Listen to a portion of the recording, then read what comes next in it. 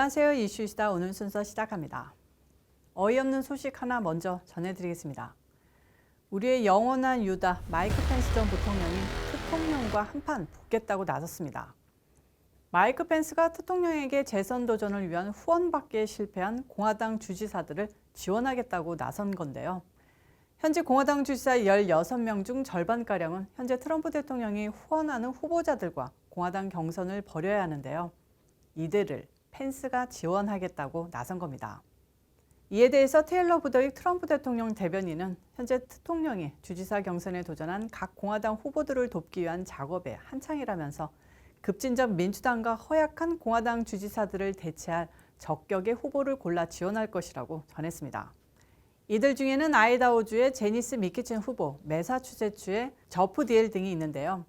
대통령이 이들을 진정한 마가 서포터이자 애국자라고 밝힌 바 있습니다. 이에 반해서 매사추세츠 현직 주지사인 찰리 베이커에 대해서 대통령은 라이노, 즉 이름뿐인 공화당 주지사라고 직격탄 날린 바 있습니다. 제가 사는 버지니아 윗동네에도 라이노 한 분이 공화당 주지사로 계시죠. 한국사이라는 분인데 이분은 이번에 임기 제한에 걸려서 더 이상 출마를 못하시는데요. 어쨌든 이런 움직임에 대해서 그러니까 펜스가 특통령 지원 못 받는 공화당 주지사들을 모두 자기가 발벗고 돕겠다는 발언에 대해서 월스트리트저널은 스스로 논란을 자초하며 공화당 내분을 심화시키는 것 아니냐고 우려했는데요. 솔직히 이건 우려라기보다는 그냥 코미디입니다. 다 된 밥에 재 뿌려 유다라고 불리고 있는 펜스가 돕는 후보면 그 어느 공화당원도 지지하지 않을 테니까 말입니다. 이런 가운데 마이크 펜스는 다음 달 8일 뉴햄프셔주에서 선거자금 모금 이벤트를 개최한다고 말했습니다. 뉴햄프셔주는 전통적으로 대선을 앞두고 첫 번째 당내 경선을 실시하는 곳인데요. 펜스 딴에는 이곳에서 제일 먼저 스키를 잡겠다는 겁니다. 펜스가 스스로 얼굴 화끈거려서 다들 정치 그만둘 줄 알았는데요. 생각보다 면상이 두꺼운 것 같습니다. 거기에다 띠띠비나 네오콩들이 측면에서 펜스에게 힘을 불어넣어주고 있는가 하는 의심도 드는데요. 특통령에 관한 소식도 들어와서 전해드리겠습니다. 트럼프 대통령을 지지하는 정치행동위원회 세이브 아메리카의 후원자가 100만 명에 가까워지고 있다는 소식입니다. 대통령은 이에 대해서 근래에 들었던 소식 중 가장 반가운 이야기라며 민주당이 유명 인사들의 후원, 헐리우드 관계자들로 구성된 메가 후원자들이 줄을 잇는다고 자랑하지만 100만 명의 국민들이 후원해주는 나만큼 행복할 수는 없을 것이라고 밝혔습니다. 세이브 아메리카 측은 100만 번째 후원자로 탄생하길 바란다면서 더 많은 국민들의 동참을 호소하고 있는데요. 밝힌 바는 없지만 100만 명째 후원자는 대통령도 만나고 기타 등등 많은 혜택을 받을 것 같은데요. 여러분들도 동참해 보시길 바랍니다. 그리고 또 오늘도 계속되는 바이든의 한숨 나오게 하는 실책, 최신판 하나 더 추가됐습니다. 바이든 행정부가 날로 치솟는 기름값 잡겠다고 이번엔 영국, 일본, 한국, 중국까지 끌어들여서 전략 비축유를 방출한다고 발표했는데요. 기름값이 안정되기는커녕 이날 바로 유가가 급등해 서부 텍사스산 원유는 전날보다 배럴당 2.3%, 브렌트유는 3.4% 올랐다는 뉴스입니다. 바이든의 영향력, 이제 통하는 곳이 없다는 뜻이죠. 정말 미국 대통령의 위상 추락이 이 정도일 줄이야 안타깝기 그지없습니다. 내용 알아보면요. 바이든의 백악관이 23일 전략 비축유 5천만 배럴의 방출을 발표했고 한국과 인도도 비축유 공급 방침을 밝혔습니다. 백악관은 중국, 일본, 영국 역시 동참한다고 전했습니다. 무엇보다도 미국과 함께 겉으로는 미국의 적국인 중국이 참여한 것이 의외라는 반응인데요. 그만큼 바이든이 정말 위기의식을 갖고 중국한테까지 손 벌려서 동참해줘 했다는 뜻이겠죠.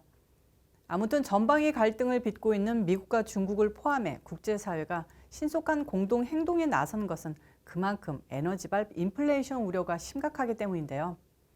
바이든이 들어선 이후 10개월간 미국의 휘발유 가격은 61% 급등했습니다. 지금 평균 가격이 갤런당 3.40달러인데요. 사람 많은 캘리포니아, 뉴욕 같은 데서는 5불이 넘어가고 있는데요. 원유 선물도 고공행진 중입니다. 서부 텍사스산 원유가 지난달 26일 배럴당 84.65달러로 7년 내에 최고가를 찍었다고 찍었다가 다소 하락했으나 여전히 $80 선을 넘나들고 있는데 이 뜻은 두세 달 후까지 기름값 계속 오른다는 뜻이겠죠.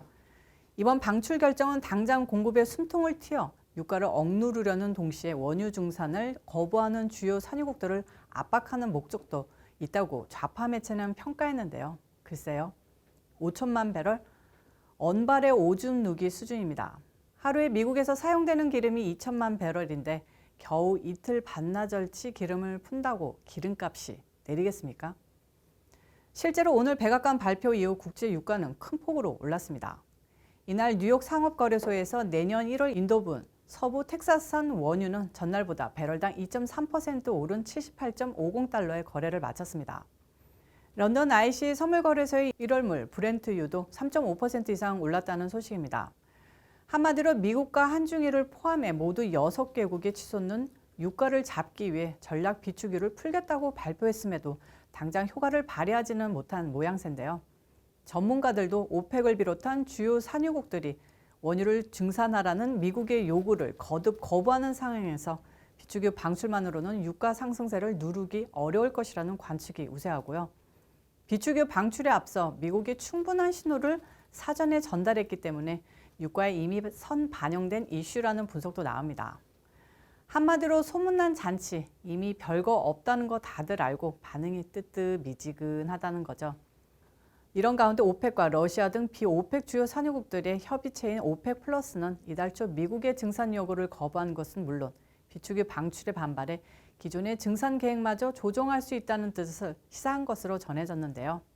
한마디로 바이든 니까 있게 뭐라고 툭 이라는 뜻이죠. 대통령 때 미국에서 셰일 원유 콸콸 뽑아낼 때 대통령님 한번 살려주세요. 이러다 우리 다 죽습니다. 바지가랭이 붙들고 매달렸던 것들이 바이든이 어설픈 환경정책 한다고 원유 수송 파이프라인 잠그고 셰일가스 업계 다 죽이니까 이 꼴 난 거 아닙니까? 다 뿌린 대로 거둔 거고 정말 요즘 살기 빡빡해서 화가 납니다. 이걸 풀 때가 내년도 중간 선거밖에 없다는 게 참 안타깝습니다. 화딱지 나는 이슈 이수다 오늘 순서 여기까지입니다. 시청해주셔서 감사합니다. 오늘도 변함없이 좋아요와 구독 꾹꾹 누르는 거 잊지 마시고요. 저는 또 다음 영상에서 찾아오도록 하겠습니다. 빠이. 또 무슨 할 말이 있었던 것 같아요. 이게 매번 생각이 안 나요.